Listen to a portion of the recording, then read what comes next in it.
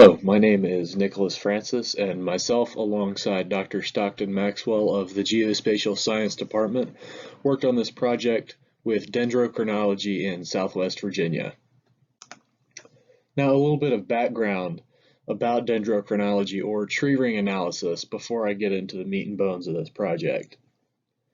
By studying and analyzing specific patterns that are recorded by the trees over time, dendrochronologists can study and begin to understand patterns in the environment.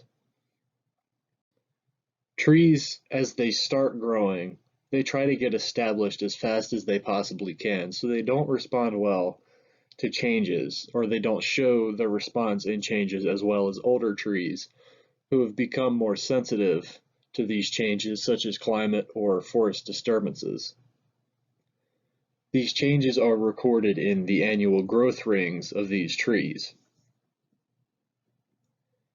Eastern hemlock was the sample species for this particular analysis, and these samples were taken from our study site in Jefferson National Forest near Big Stone Gap, Virginia.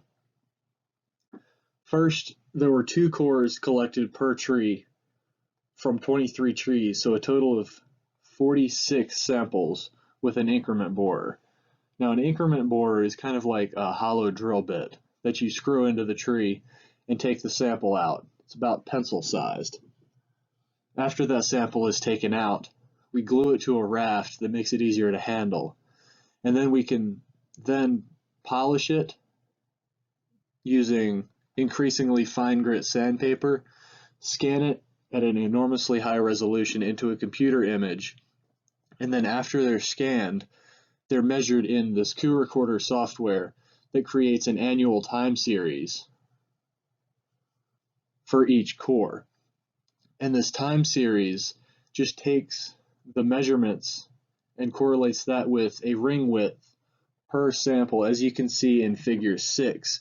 Let me see if I can zoom in on that.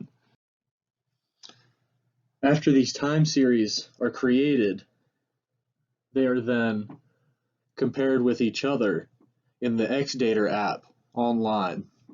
And what this does, it allows us to see any errors that we have made in the measurement or any issues that may come up with the actual samples themselves.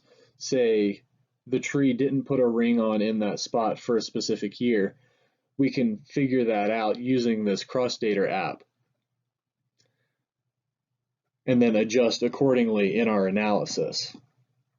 So after these samples are dated using this app, we use this time series or a master chronology to analyze and correlate the annual ring width to monthly climate data from the PRISM climate group.